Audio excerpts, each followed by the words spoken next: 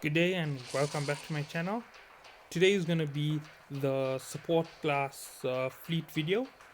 Before I begin with all of that there, uh, at the end of the video, if you like the video, please leave a like or consider subscribing. If you don't like the video, please leave a dislike and comment. All comments are free to go at the bottom, but especially if you dislike, a comment is very much appreciated to know where I'm going wrong. Okay, so let's get into the video. The support class. Now, the support class is one of the stuff which a lot of players don't want to set up because they feel that being support will render them out of the main fight. In regards to the support class, the thing is you're going to be giving up your low slots. That means you're not going to be able to take much damage, you're not going to be able to handle being hit, and you're going to have to focus your research more on increasing your capacitor of your ship. So you're going to need more power, you're going to need faster regen, everything like that is going to have to be focused on your ship. When it comes to your second line of powers in your mid slot, where everybody else can use a Norse Drain and a Webifier, you are going to use something like um, a capacitor transfer tool. And I'm just going to open, I think I have one on my ship. You can see that I'm in the middle of combat, but this is just the T6, and if I take any damage, I'll see the flashing numbers and I'll immediately get in. Okay, no, I don't have it in here, so I'll just open the market straight up. Okay, so we're gonna go through your weapon choices for being support. Support's role is to be 5 to 6 Ks away from your frontline defense. They are mainly there for their purpose. So here's what you're going to need. First of all, your weapons can be any weapon that you need, which has a range of around 15 kilometers. And your mid slot, it's going to be your transfer tools. Here's it. Transfer capacitor. Now, the reason why you're going to be using this over anything else is you need to make sure that you're getting power to your um, neighboring groups. And this is the group transmitter, which is actually even better for the whole idea of fighting because you can take on multiple transfers at one go instead of taking it one at a time. Now, as you can see from the first thing, that is going to be one of your priorities because if you're feeding more capacitance to the neighboring ship or the neighboring fleet around you, your four guys in front who are trying to take away all the energy and taking the hits, that means they can leave the shield regen on continuously. You don't have to worry about it draining. They can remain with hardening, they can keep the engines on. That means less damage, more fighting, more power, everything in their favor. They don't have to get away from there so often, and you actually helping heal them. Now, that is just the start on this here, and this is just your mid slot. Now, the fact that you're using these means that your research has to be focused for the transmitters. And once you focus your research on transmitters, it means that you're going to be focusing away most of the primary research from your weapons. It's going to be necessary because you have an even bigger role in the fleet than your front damage, your front guys who are taking damage. You can do a lot of damage even without the how do I put it? Without the research to hit guys. Cloaking devices are a good thing for you to run in your position. Now where is it? No, the shield boosters. There's more transfer tools here. Unless they're all up.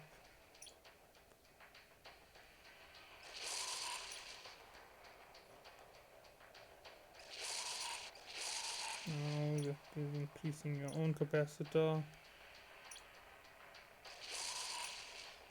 Oh, looks like it's all your mid range. So basically what you're going to do is run your standard formation over there. Yeah.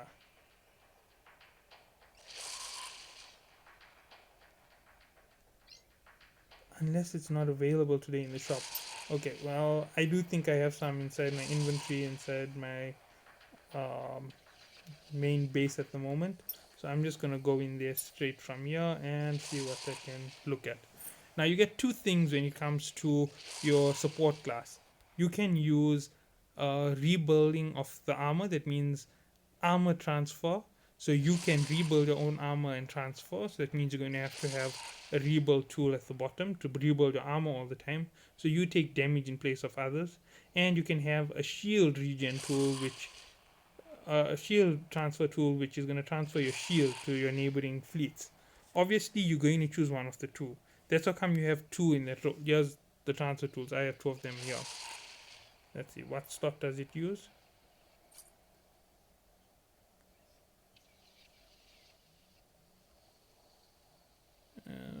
This is the armor repair transfer tool. So basically, what it does is it helps you repair the armor of a neighbor in your fleet, and you also get the shield repair, which helps you repair the shield of a neighbor in your fleet as well. And altogether, what this is going to do is make that front line of yours that is taking that impact last so much longer, because you are sending away your shield.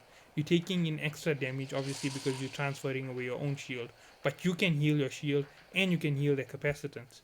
That means overall in the fight, as it progresses, you aren't going to be at such a massive disadvantage. And using group components is better than using a single component. That means you can transfer over a larger distance and you can hold on for much longer. And obviously, once you run out of capacitance, you fall back, you recharge, and you get back into the fight. That's how it's going to go. And you are holding the middle of the fleet. When you get out of there, it means that there is trouble in the front and that your defenders and everybody are going to have to go regroup at a dock up, repair, and get back into the fight. If you go down, that means that the front line is going down as well. So that's how it goes for your middle support. Support generally have the most amount of command in your fleet. Their ships will generally be something that can hold more um, uh, mid-slot gear than drones. So they're not going to be able to use a drone ship either. Just like how I said, your front defensive ships are going to run more offense and more power. They also, going up to the third slot, can't use drones. And obviously, in terms of fleeting, drones do have their purpose. Even though they aren't the best for this type of fleet formations, if you're going to run with a fleet with a drone formation, you're going to need to run everybody basically in the same format as a frontline defense. You're all going to have to be heavy on defense, and you're going to have to hope that you have the speed and the power and the debuffs to get out of there. And you're going to just be transferring it with a much larger group. That means the four in front are going to run defense and debuff as a group of four, and then four in the middle are going to run attack and debuff in the middle for your drones, and then the last two are just going to run full assault with the drones. And that's where it doesn't become as useful as this other fleeting style, because this fleet style allows you to do the maximum damage with your weapons. If you compare your weapons, a missile does about 150, okay, there's 268 against this enemy, but it does this massive damage against the small figures from your how do I put it, small figures from your other ships. I'm just gonna go pick up some loot. Now, what this means overall when you building up your fleet positions, the next two to come are total damage commanders. It's going to be your glass cannon commander. He's called a glass cannon because everything on his ship is only meant to help him attack. The moment he gets hit, he has to start warping away, because if he's getting hit, that means he's going down, because he can't regen his shield, he can't regen anything. Everything on his ship is only made for attacking. And then you get your basic commander, who is going to attack with whatever he wants on his gear. His mid slots are going to be anything, his low slots are going to be anything he wants. But his research is all going to be in his ship and in his weapons. And yes, in terms of weapons, I haven't yet explained that. Your weapon and your research for this class. So when you go into your three military or ship class, once more you're going to have to max out your type of ship that you're going to use. But there's something special about the support class. Support class doesn't have to be a very big ship. Support class will do better with a smaller ship. So that means you have the advantage of being able to choose a frigate or a destroyer, a high level frigate or a high level destroyer into the fight, taking on the command. You can even go with the big ship. It really doesn't make much of a difference. It just means that you're going to get away with more in terms of everything. Now, in terms of support, they're not going to need anything in engines. this is where they need a lot. They are also gonna need complete shield technology. That means you're gonna learn everything in shield operation.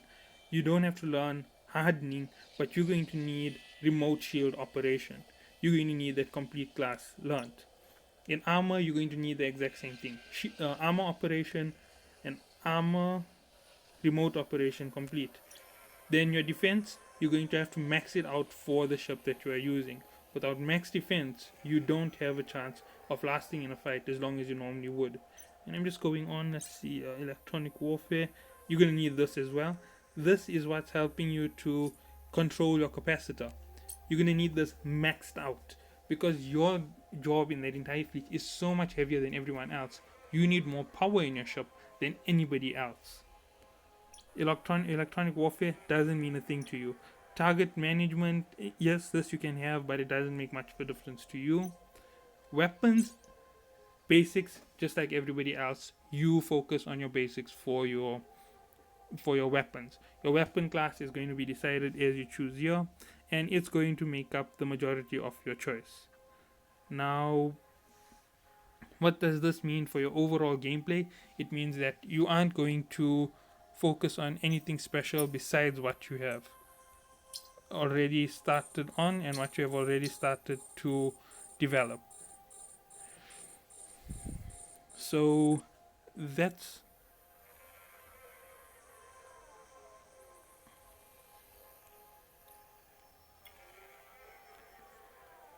that's the basics on everything that you need to know for support class. And that will be it for the video. Hope you enjoyed. Thank you.